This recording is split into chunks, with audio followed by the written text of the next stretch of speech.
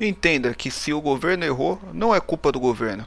A culpa é sua, porque o governo representa o povo. E o mensalão foi a maior fake news já contada pelas mídias aqui no Brasil. Meio bizarro? Então vamos lá, rapaziada. Como é que vocês estão? Aqui quem fala é o Kaique. Seja bem-vindo ao canal. Está tudo bem. Mas não está. E vamos que vamos para mais um videozinho de hoje.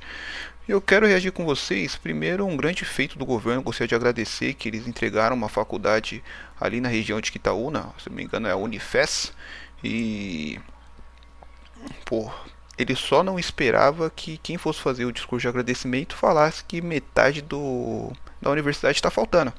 Vamos dar uma olhada pra gente poder ver a cara do nosso presidente? Olha só que legal, rapaziada. O que eu quero falar com vocês é o seguinte: o governo, para poder esconder a sua incompetência, ele sempre vai tentar fazer de uma maneira populista. Isso depende dos dois lados, né?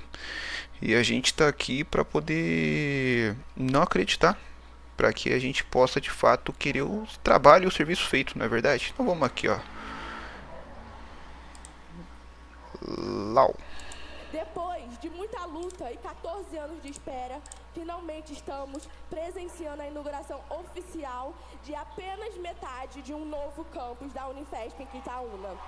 O qual foi aguardado ansiosamente por toda a comunidade acadêmica. Em uma celebração com a presença do excelentíssimo presidente Luiz Inácio Lula da Silva, é necessário reforçar que as obras do campus não estão completas e ainda nos falta o auditório, o prédio da biblioteca e a quadra e os Cara, a cara do anfiteatros. Lula é As foda, né, mano? melhorias Legal é a cara de físicas do todo nosso mundo no dia a fundo dia aqui, ó. universitário Ó, aqui, ó. têm Aquele significado sorrisinho. simbólico. Puta, deu A merda. efetivação O de cara é um projeto serião que aqui, ó. visa Logo que falou sustentar e metade, valorizar uma todo mundo educação perdeu o pública de sorriso, mano. qualidade. Aquele Mas, sorrisão para além amarelo. de Fala, um campus, puta que a pariu. universidade se Olha faz o que com essa garota tá pessoas, com falando. inclusão Caraca, não é e possível. diversidade, bem como a concretização de políticas públicas de permanência. Rapaziada, foi entregue ao Unifesp. Bacana. Mas metade dela, como a garota falou. O que a gente vê sobre isso é que o governo tentou transparecer de que ele tinha feito uma obra e concluído ela e que havia entregue mais uma universidade para as pessoas ali da Depois região de de muita luta. Osasco. Opa, já foi o vídeo, já agradeço. E é legal porque, como eu falo, a política é algo que ela faz parte do dia a dia, é algo importante. E quanto mais você entende que ela faz parte do seu dia a dia, do seu cotidiano, mais você vai cobrar para que ela seja feita da maneira correta. E esse vídeo aqui, ele mostra para mim exatamente isso. É, a política, ela precisa acontecer. Então, se é uma universidade que precisa ser entregue, tem que ser entregue 100%, né? Não estou falando que não pode ser entregue 50%, que você não pode começar o serviço com metade dela, já não dá para dar aula, mas tem que ser finalizado. E do que eu falei no início, né, foi algo que eu vi há um tempo atrás que eu fiquei um pouco sem entender. Eu vou até mostrar para vocês aqui junto, e foi justamente aquele que foi preso, né? O Dirceu. Mensalão foi a primeira grande fake news do Brasil, diz José Dirceu no Canal Livre. Aí a gente vai clicar aqui, ó, e é uma matéria do band.com. Não, não quero ver isso aqui não. Calma, calma, calma. Vamos lá, vamos lá. Já em relação às acusações da Lava Jato, Dirceu afirmou que o intuito era fazê-lo delatar algo em relação ao presidente Lula. Durante sua entrevista ao Canal Livre, o ex-ministro-chefe da Casa Civil, José Dirceu, afirmou que o mensalão foi a primeira grande fake news do Brasil. O ministro diz que sua condenação foi política e que as denúncias da Lava Jato só visavam a possibilidade de delatar o presidente Lula. Até por justiça, acho que eu mereço voltar ao Congresso Nacional. Eu fui caçado por ter sido chefe de mensalão. Já o Roberto Jefferson foi caçado porque não provou que existia mensalão. O Supremo me absolveu da formação de quadrilha como chefe. A primeira grande fake news do Brasil foi o mensalão, não o caixa 2 da campanha eleitoral, mas sim a ideia, a história que existiu, que eu era o responsável, afirmou. Dirceu completou afirmando que sua importância política e por ser um dos possíveis sucessores de Lula, levaram à sua condenação. Bom, aqui é uma matéria um pouco grande, eu vou deixar para vocês aqui, não posso compartilhar o link como o canal é novo, mas é do UOL, você pode pesquisar. Mensalão foi a primeira grande fake news, diz José Dirceu no Canal Livre. Para quem não entende, o mensalão, de uma maneira muito resumida, porque eu também não era jovem quando ocorreu isso aí, mas basicamente se dizia que você conseguia votos dentro do parlamento através de mensalidades. Então você precisava voltar alguma coisa ali no Congresso que era a favor do governo, então você fazia uma espécie de pagamento para os deputados para que algo fosse aprovado dentro do Congresso. Isso naquela época. Graças ao Bolsonaro, ali em 2020, não vou lembrar a época, mas o Bolsonaro fez uma coisa que a gente bateu bastante e que foi muito comentado na mídia, que você já viu, que foi o tal do orçamento secreto, que hoje em dia o Lula usa, que ele chama de emenda de relator, que era mais ou menos isso. Você destinava um dinheiro para um deputado para estar voltando aquilo que precisaria ser feito, ou no caso para um senador para estar aprovando algo dentro do Congresso. E o fato de ser tratado como fake news já diz o que foi feita a campanha do Lula do novo mandato, ou melhor, do Lula 3, que não é sobre a história, é sobre você criar a narrativa de que aquilo foi uma mentira.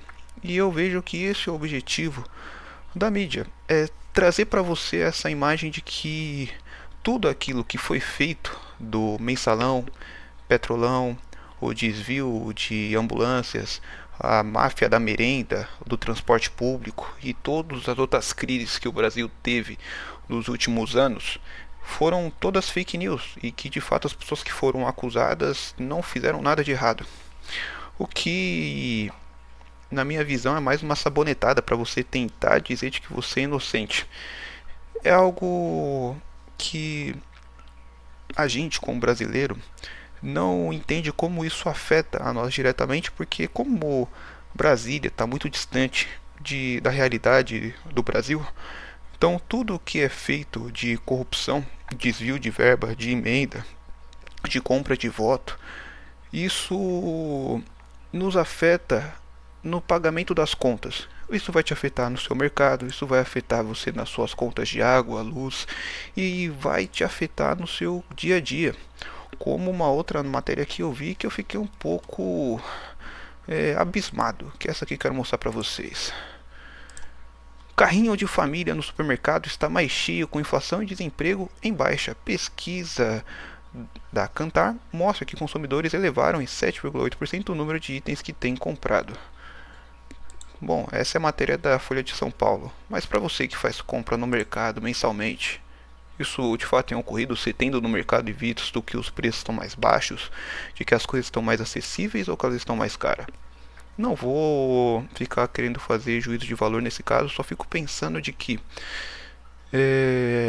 o Brasil, a maior fonte de renda dele, de maneira estrangeira, é vender commodity, que nada mais é que é produto primário. Então a gente vende ferro, vende trigo, vende grãos no geral e gados, carne, laticínios e tudo aquilo que não seja, como posso falar, que não tenha um processo de fabricação. Por exemplo, a gente não vende uma barra de ferro, a gente vende o minério.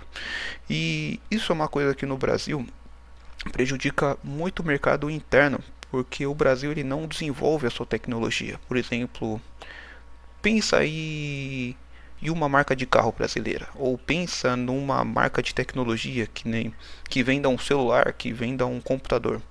O que eu vejo que é acessível, assim, acessível, né? Porque é caro pra caceta, é a Positivo, que é uma empresa de tecnologia e uma tecnologia, na minha opinião, muito sucateada. E não porque a Positivo é uma empresa ruim, mas sim porque a Positivo é uma empresa brasileira. E isso acontece em todo o território nacional.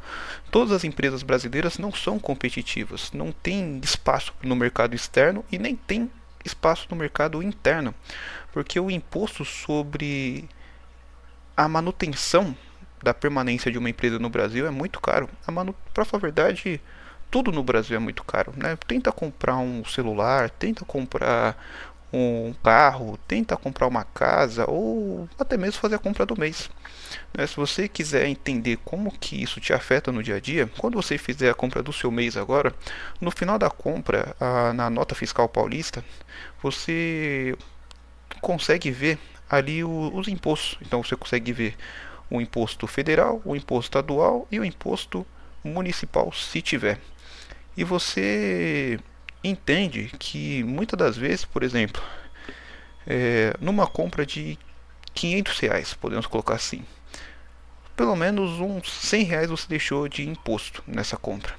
Que se não tivesse, você poderia ter R$ 100 a mais de compras no seu carrinho. Mas como o Brasil ele coloca imposto sobre todos os produtos e todos os serviços que o Brasil possui, você automaticamente não consegue ter aquilo que é de qualidade. Isso acontece no carro popular, isso vai acontecer no celular, isso vai acontecer no notebook, no sofá, numa cama. Óbvio que o imposto ele é variado, mas ele existe sobre todos os produtos e isso vai impactar você para poder estar fazendo as suas compras ou para querer consumir algo que você precise. Isso é uma coisa que nos atrapalha e que a gente precisa ver, urgente. Não dá para ficar desse jeito porque o salário mínimo é uma miséria, né? Porque não dá para você fazer nenhum mínimo com o salário mínimo.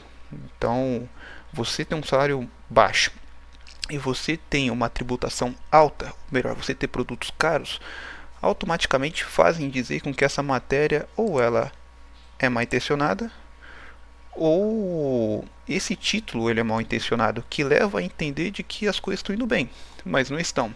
Eu não consegui encontrar a matéria de fato, mas para algumas pessoas que falaram sobre, né, ele se refere ao consumo mensal, que as pessoas deixaram de fazer as compras semanais para fazer apenas a compra de mês. E por isso que dá a entender de que os carrinhos das famílias estão mais cheios e a inflação e o desemprego está baixa. O que de fato, a parte da inflação e do desemprego, eu acredito que não seja verdade, pelo fato de você ver que as coisas à sua volta, pelo menos ao que eu vejo, estão ficando um pouco mais caras. E o que faz as coisas no Brasil se tornarem mais caras é quando o nosso representante, nosso presidente, ou quando os seus ministros, ou quando algum parlamentar abre a boca. E geralmente quando ele abre a boca, se for para passar pano pro governo, ele vai prejudicar a vida do brasileiro no geral. E prejudica mais ainda quando é o líder da nação que fala. Lembra da época que o Bolsonaro fazia o vídeo falando que era só uma gripezinha, que ele não queria liberar a vacina, que as pessoas queriam se tornar jacaré? Óbvio que também era tirado de contexto, mas você entende que quando um líder ele fala de uma coisa tão séria, de uma maneira tão estúpida, isso vai refletir para o brasileiro ou leva a entender de que o Brasil pensa dessa forma, de que eu e você pensamos dessa maneira e que esse é o que nós consideramos o correto ou ideal.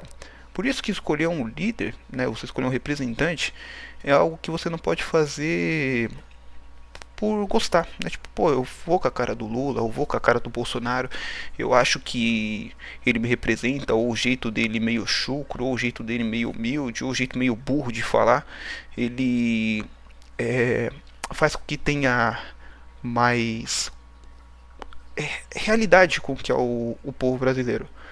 Mas isso te prejudica e nos prejudica porque toda vez que o presidente for falar alguma coisa, seja ele o atual ou ex-presidente, isso vai impactar no Brasil de alguma forma e vai impactar na sua vida. Isso nas contas, isso para você comprar alguma coisa ou isso no seu dia a dia. E eu quero finalizar com uma frase do Lula que eu comecei no início do vídeo, que é isso aqui, ó.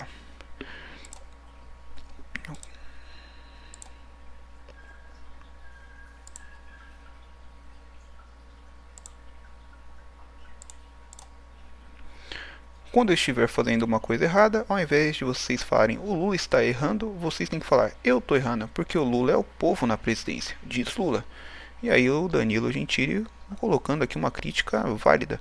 Quando for você viajando para a Suíça passear com meu dinheiro, posso entrar no avião e ir junto? Afinal, é o povo viajando.